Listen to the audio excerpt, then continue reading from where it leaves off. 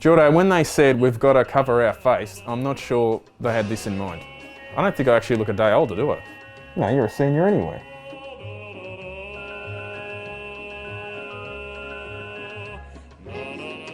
So Jordo, if you watch the media and you live in Melbourne, game over, man. We are finished. World War Z, zombie apocalypse.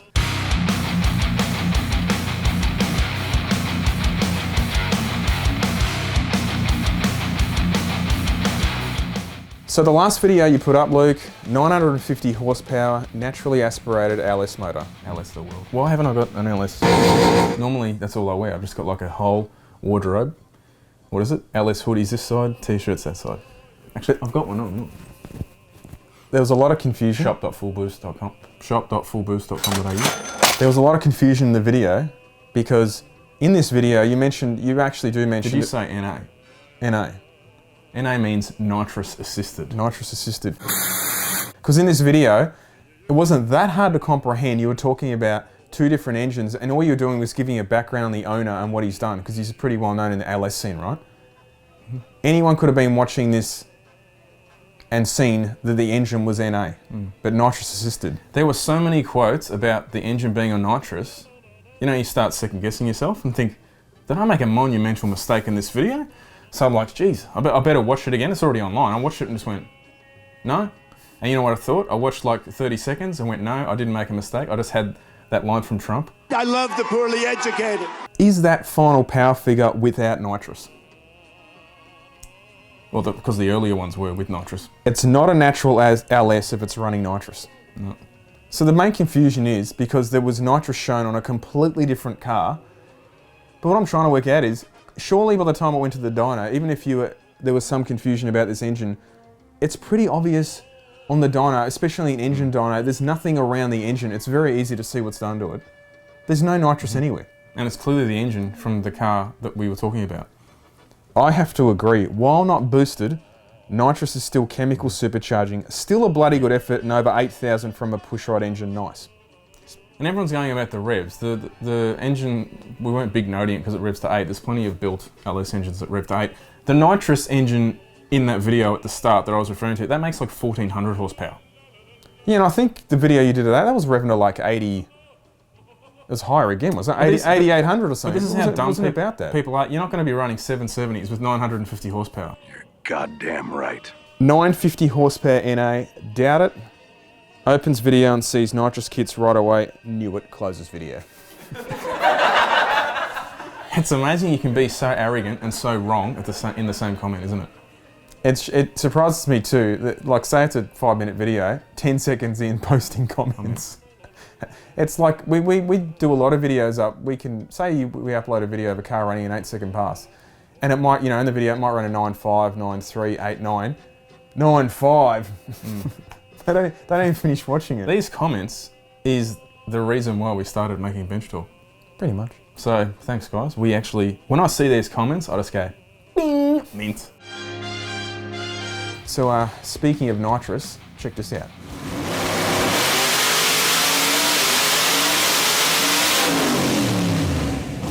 Without doubt, the best cars you can watch are a well-sorted nitrous car.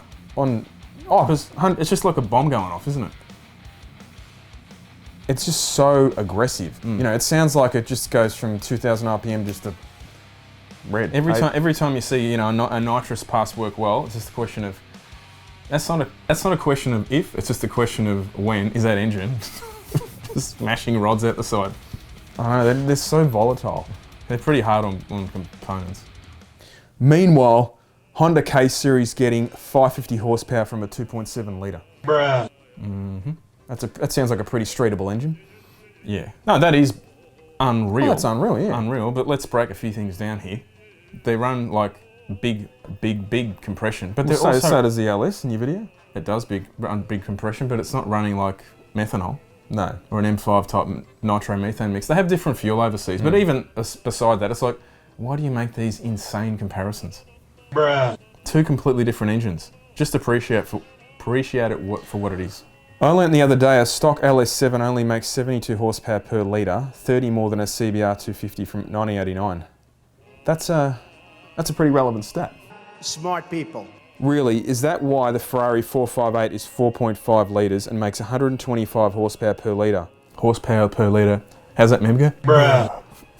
Yeah, you're right. Litres really doesn't matter, does it? 4.5 makes 562 and a 7 litre makes 502. Roger Cordy here again. But I thought, you know, I thought, hang on, an LS7 makes pretty good torque. I'll look these figures up. An LS7 makes 640 newton meters, the Ferrari motor makes 540 newton meters. Yeah. It's all relative. Horsepower is one number. Yeah, I These know. idiots in their horsepower per litre. But I it's don't- also average power and average torque. But they also think if you have a high revving 2 litre, say a Honda engine, it's going to make good horsepower per litre. If you then get a, say, a 6 litre LS motor, they assume it has to make 3 times the power. You've got to realise too, as engines get bigger, they're not as efficient. It's easier to Moving make- parts, heavier parts. It's easier to make high horsepower per cubic inch in a smaller engine. Of course it is. And also, like that LS7 we featured, that's making like 600 foot-pound of torque at 8,000 RPM. But the horsepower per litre, I've never understood it. I just see it and go, who cares? It also shows you that, say, a stock LS7 engine isn't stressed to make that power. And then everyone says, why does the dyno run start so late? So but effectively the dyno is simulating, say if you're on the quarter mile and you've got a 3-speed trans, it's simulating from when you click third. Do you know what I mean? It's one to one. There's no gearbox.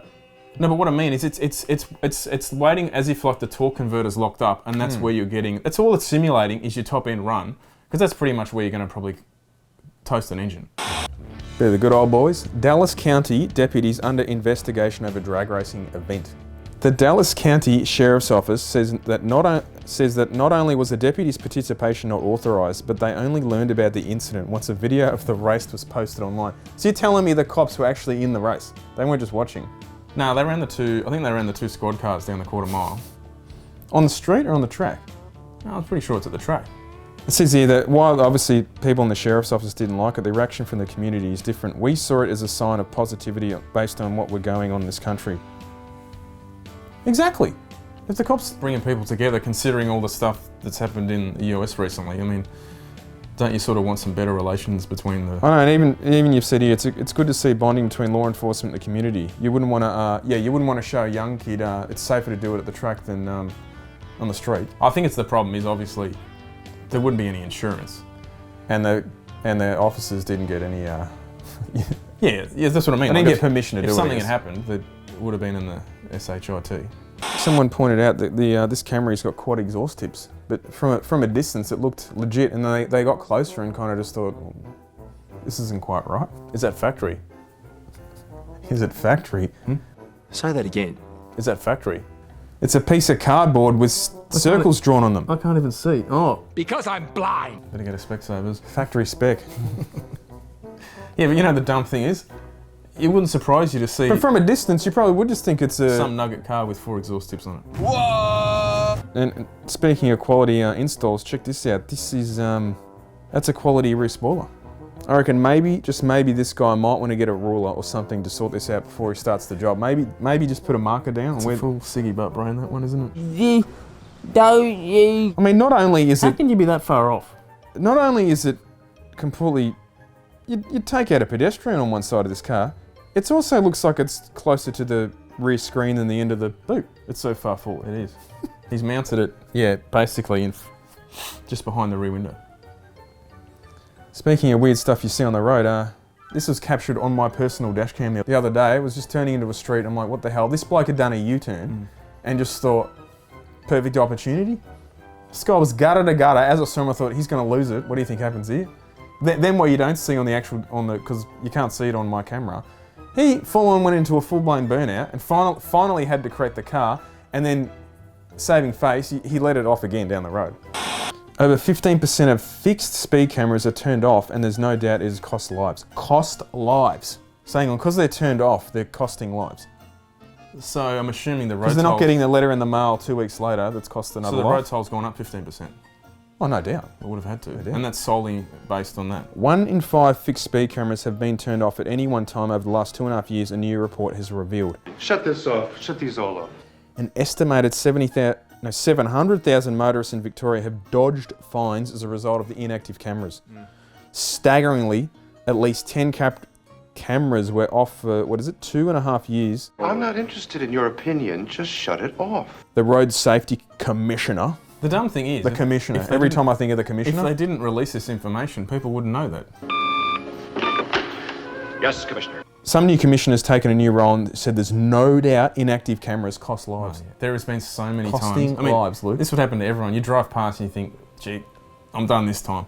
I ain't getting out of that. And you think a month later, nothing's turned up in the mail. And you're like, how do I get out of that? You know, it was pretty clear cut. A Victorian man has staged a final protest of being forced to surrender his customised weapon number plate.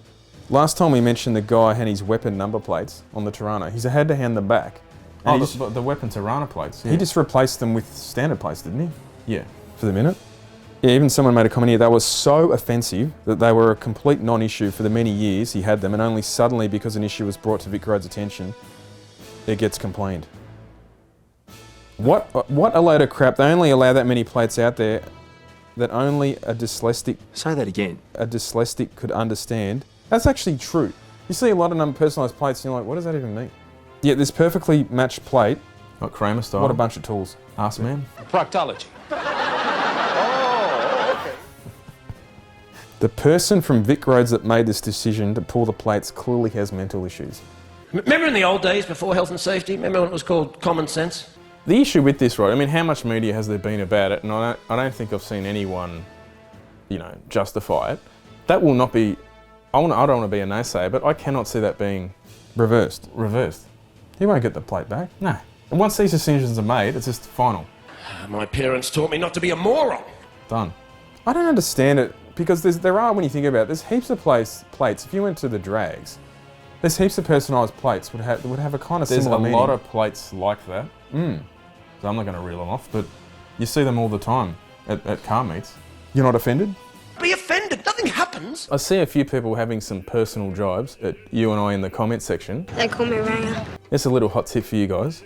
I don't think there is one thing you could write in there where I would actually be, I'm deeply offended. I was offended and I have rights. They could call us a ranger. Oh, a ranger, my God. But that is offensive. Hey, Ringer! Ringer! Maybe we should have a protest. Protest, rip some statues down, I don't know. Got to do something. How do you make a law about offending people? How do you make it an offence to offend people? Keep bringing those comments in because every time I read them, I'll just give you a love heart. Bing! Porsche 911 GT2 RS now has 3D printed pistons and it gained 30 horsepower. Horsepower, did you say? Horsepower. It says they're able to reduce the weight of the piston by 10%, and they also integrated a closed cooling duct for improved efficiency. And they said normally how pistons are made, they just physically couldn't create the piston like that. Pretty cool to see technology do that. Yeah. I was at a 3D printing place a couple of years ago, and they were printing, they could print magnesium, titanium, anything, and it had the box there, and I said, could you print a 4-cylinder engine block? And he said, yep. And then I was like, and then he's doing a quick, he goes, look, I'd have to work it out on paper, but he goes, I could do a 4-cylinder block and it should weigh about 10 to 12 pounds. The whole block? The block. Lightweight, baby! But he was saying, yeah, the block would be 50 grand, you know. Now I saw this going around all last week, or this week I should say, wrecked in Queensland. Now there's not that many of these cars on the road, full stop, especially in Australia. I'm sure there's, a handful? Yeah, there wouldn't be Some many. dude was it Queensland, wrecked this Ferrari F40 on a test drive apparently. And then, I don't know how true this is, it's saying on there that it wasn't insured. Now, why would you take an F40 on the road if it wasn't insured and then even let someone else drive the car who's not familiar with the car? Yeah, I know. This is crazy. Well, the car's in the trees, it looks pretty bent up. Yeah. An F40? I think there's a lot of people, who they must hop in, anything that's a bit powerful, I guess, and they've just got no experience. Yeah, but they're too over-aggressive with it too. But that's what I mean. Even if you hop in a car, you hop in a car now, and you don't know what it can and can't do. You don't just go balls out straight away, do you? Bloody drop clutch, rip You gears. just feed it on. You see how the car's going to react to get a bit of a feel for it. I did a Ferrari drive day in the hills out of Sydney, I don't know, a few years back, and they made us sign I think it had a $10,000 waiver excess. A car like the F40 though, you got to think about how raw it would be, and I've never had the luxury of driving one, but I'm sure that the old I reckon that the power band would just be like a light switch. on off. That's you know? that's just on off, surely. Just go from nothing to everything. I have read they're very, very laggy, so that makes things hard to drive, doesn't it? But still, if you were taking a Ferrari F40 for a test drive, wouldn't you have a bit of respect for the car? New cars, Mazda 3, the old Grace Regetta, the popular Grace Regetta, I should say. We've had one in the family. Has now released its power figures about the turbo. Finally getting some boost. It's a 2.5 litre and it's going to have 167 kilowatts. Now that's using I obviously. think it got upgraded. Oh, now it's got. Oh yeah, No, got an it came update. out. Here. They updated the specs because it's a CX-5 and engine and trans, so it doesn't have like a 100 fancy box. It's got like a, It's got a normal torque converter auto in it. Yeah. But this is going to be all-wheel drive. I don't know. Every post I've seen, they haven't actually. No, it says here it's all-wheel drive, conventional all-wheel auto. You'd expect the car to be heavy. Now it's funny, 186 kilowatts, 434 newton meters. That's a lot of torque out of a four-cylinder, right? This thing, obviously, as soon as you look at it, I looked and went, yeah, it's set up to be a really nice daily driver. It's not, and you can even tell by looking at it, it doesn't look like it's meant to be set up as some balls-out performance hot hatch. But of course, all the fanboys, as soon as you read any comments, they're just comparing good old horsepower per litre. 2.5 and 186, that's junk. If the power figure, if you were to rev it out, it would fall over a bit, obviously. Yeah, but you can tell straight away. I don't know why not made it's for that. obvious. It's not supposed to be like some track hot hatch thing. It's a nice daily commuter. I look at it and go, it's obvious they've lifted the engine over a Mazda 6 and put it in a Mazda 3. This car wouldn't be light. What I don't get, why don't they put an engine like that in like an MX-5? Something lightweight, rear-wheel They drive. still reckon it would be too... Gay! Speaking of hot hatches, probably one of the ugliest cars ever made, the Civic Type R. Apparently it's going to have, well, who knows, all-wheel drive and 400 horsepower they're talking about. Horsepower, yeah. Horsepower. Updated i30 coming. Good old, the Hyundai i30s are actually been I've seen quite a few of them on the road, to be honest. Yeah. And they've got really good reviews from journos. They're saying it's getting at an 8, because I think that's only been available on a manual. Well, they're saying it's getting an 8-speed dual clutch gearbox, so people who can't drive a manual will be able to actually drive one now. Yeah. It currently has 202 kilowatts, and it will probably get an increase. I looked them up too. This is front wheel drive. These things weigh 1,509 kilos. I was going to say, That's ridiculous. They're all pretty heavy. Now, you couldn't put all-wheel drive in that car. You could, but I'm saying it'd be over 1,600 plus. Probably more. What does an Evo X weigh? I think around they're in the They must be in 1,600s. 1600s. Yeah, they're not, all these late model cars, because you've got to realise too, not only do they have a lot more gear in them, you can't compare them in that aspect to, say, a 90s car. They're also physically big. A hatchback now, compared to a hatchback from the 90s, they're much bigger cars. Yeah, but they've got so many more features and safety and... But you can see why even with the fancy materials, I mean, they've got to put a lot more things in it, you know. Yeah, but gone are the days of having, say, a car with no airbags, 220, 250 horsepower that's only weighs like 1250, maybe 1300 kilos. They're just not making cars like that now. Another new car that come out, this Lambo, it's a new Lambo, called I think it's a Sian Roadster. Check out the styling of this thing. A Lambo love going to the extremes. It kind of looks like they've just got the typical Lambo and kind of rejigged the kit, but the whole car's different. It's funny, I was watching this world premiere of this car, but they've already sold out. So they're advertising a world premiere of this car, and all they're making is 19 of them. Surely all 19 just got sold to a sheik in the Emirates or something. It's a symbol of freedom after being in lockdown. This is what the guy was saying. Yeah, because I think the people who are buying these Roadster Lambos Doing it tough in lockdown. doing it tough in ISO. They don't know which out of their 19 bedrooms they're going to sleep in that night. Another V8 sedan on the edge of extinction. What's this? The Chrysler 300 will continue to be sold in Australia for at least the next 1 to 2 years before it's eventually phased out. So that was really the Chrysler 300C. They still call it 300C. That was the only alternative really to... Some people were buying them because you can't get a hold of them forward. I don't mind. I actually don't mind them. I reckon the updated newer one. Yeah. They're much. The biggest letdown of that first SRT, the 300, the interior was it's awful. so cheap American. The whole car was cheaply built. Yeah, but that one is so much better finished off.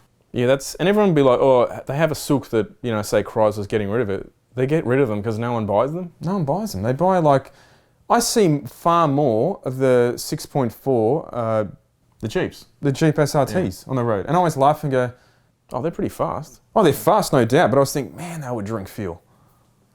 You see the mum just driving it around. I always think, At the end of the day, if you've got doesn't matter what it is, if it's heavy and it's got a lot of power, it's going to use juice. Like, you know, everyone buys those cars, accepts that, and they don't care. Like, it's just funny though, because they're trying to kind of make a car that semi-handles, that's got the completely wrong platform to do it. But it's got all-wheel drive grip. They bolt off the line, don't they? oh yeah. They're a bullet.